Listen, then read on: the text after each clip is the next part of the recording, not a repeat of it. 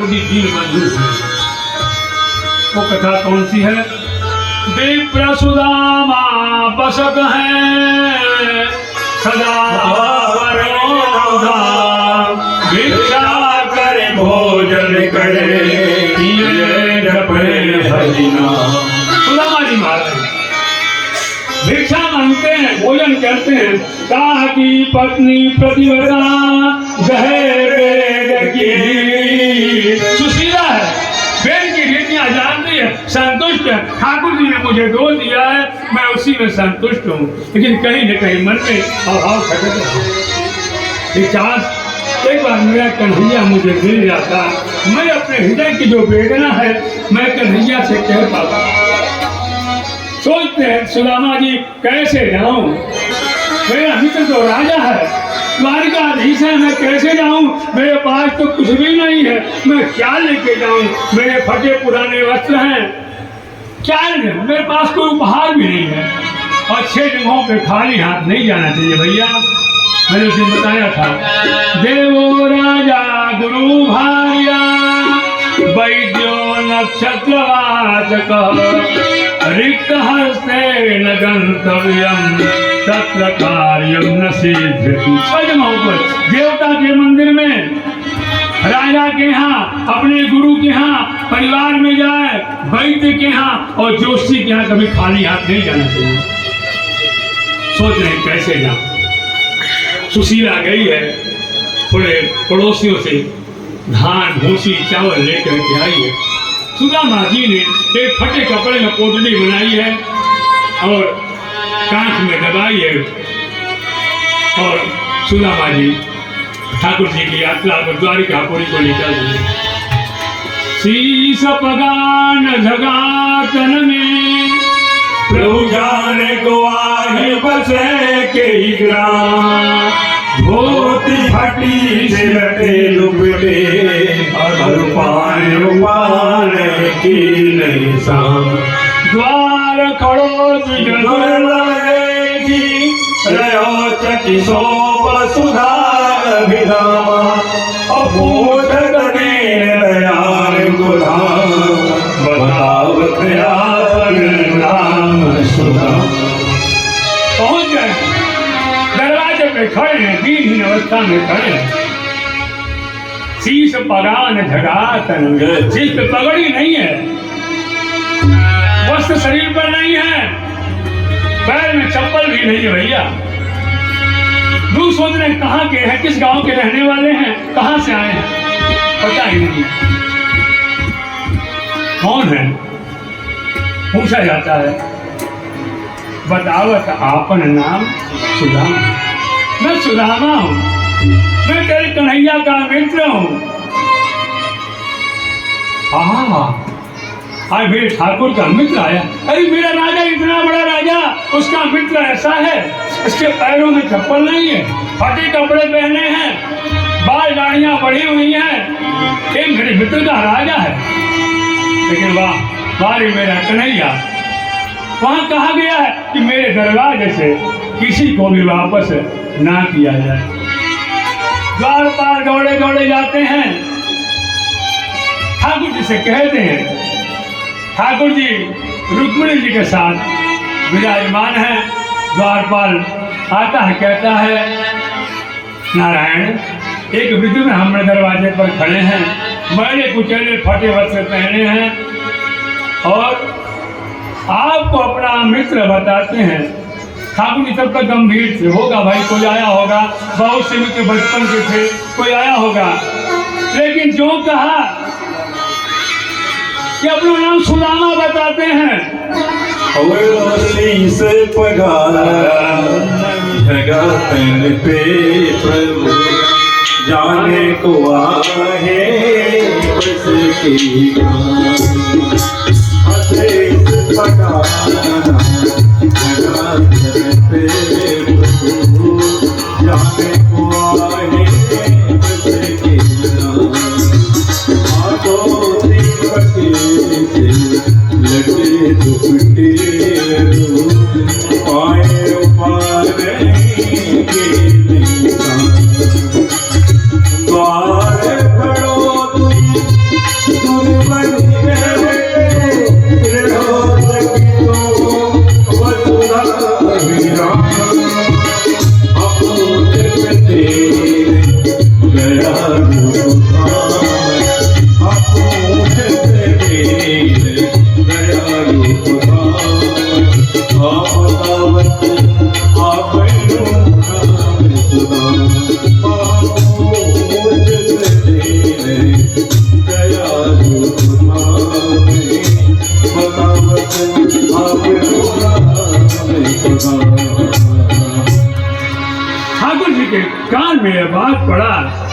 अभी तक भगवान चुप है।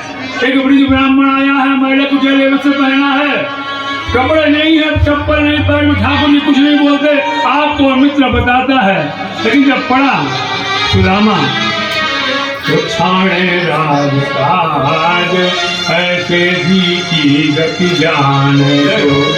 छोड़ दिया राज का, ठाकुर जी ने दौड़ पड़े। आज का भैया कोई राजा होता ना, कोई मंत्री होता ना, तो दरवाजे से भगा देता, लेकिन मेरा कन्हैया दौड़ पड़ा। सुदामा दीन अवस्था में दरवाजे पर खड़े हैं, ठाकुर दौड़ पड़ा, हृदय से लगा लिया सुदामा जी को। हाय महादुख पायो सखा, तुम आए मित्र, तुम इतने दुख को प्राप्त करते रहे फिर भी मेरे पास क्यों नहीं आए? मित्र, तुम्हें पहले आना चाहिए था, आज तक इतने दिनों में क्यों नहीं आए? और जब ठाकुर प्रेम में वशीभूत हो जाता है तो भैया क्या करता है कि पानी पर आकर को हाथ छुलो नहीं, नैनन के जल किए से बिहारी विवाहिन कंटक जाले लगे जोरे, ऐसे बिहारी विवाहिन तो कंटक जाले लगे जोरे। हाय आयो सखा आए तेरा कितने दिन को देखे सुदामा की दीन लता, करुणा करके करुणा निधि होए, ओ पानी पधार को हाथ छुए, पानी पधार को हाथ छुए, अनेर के जल तो कहिए हम पानी पधार को हाथ छुए, अनेर के जल तो कहिए अनेर के जल तो कन्हैया ने परात का पानी हाथ में नहीं लगाया। भैया आपको एक बात बता दूं, ये जो मेरा कन्हैया है ना भैया, ये जो मेरा भगवान है ना, ये किसी का कर्ज अपने ऊपर नहीं रखता। इस कन्हैया के ऊपर एक कर्ज है रामावतार का। एक भक्त ने कर्ज चढ़ाया है, एक भक्त ने कर्ज चढ़ाया रामावतार में। आज कन्हैया को कर्ज उतारना है, कैसे उतारेंगे?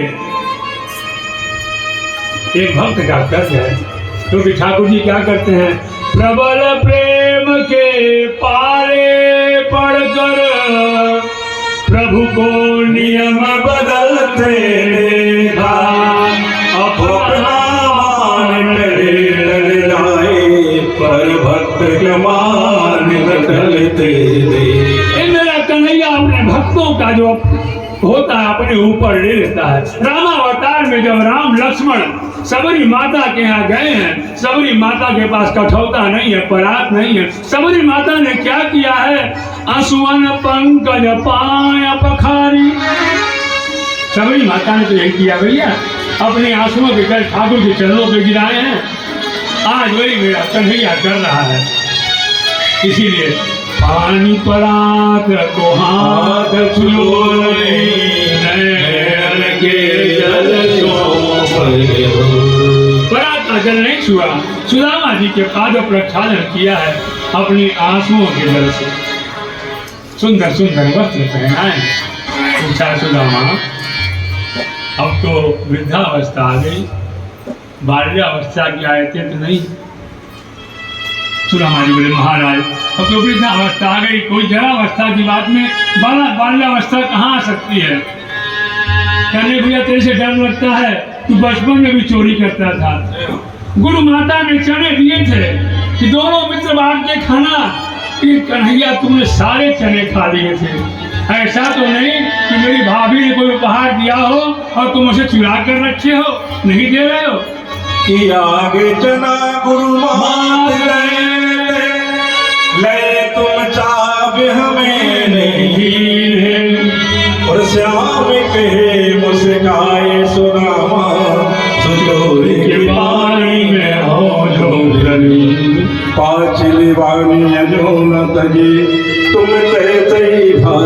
की तुंदल की, और पोटली काख में चाप रहे, तुम खोलत नाही सुधार से। सुदामा जी नहीं दे रहे हैं, कांच में डाल कर रखा हुए पोटली चावल की। कैसे दूं? मेरा कन्हैया सोने के सिंहासन पर बैठा है, इतने सुंदर सुंदर छत्र, इतना सुंदर सिंहासन राजमहल, उस कन्हैया को मैं अपने चावल दूं? नहीं देंगे। संस्कार भी बोलते हैं भैया, अगर हमारे पास कितना धन हो जाए, संपत्ति हो जाए, लेकिन हमारी खर्च करने की भैया प्रवृत्ति नहीं है ना भैया, तो हम खर्च नहीं कर सकते। कुछ लोग जैसे इतने लोग आप यहाँ बैठे हैं भैया ना, तो एक जगह बहुत से लोग बैठे थे, तो एक व्यक्ति ने कहा कि भैया मेरे घर में एक शीशी में घी रखा हुआ है और हम लोग 4-5 पीढ़ियों से उस घी को खा रहे हैं, अब हमारी 4-5 पीढ़ियां खाएंगे। तो लोगों ने पूछा भैया वो कौन सी जादुई शीशी है कि एक शीशी में घी है, 4-5 पीढ़ियों ने खाया, 4-5 पीढ़ियां खाएंगी।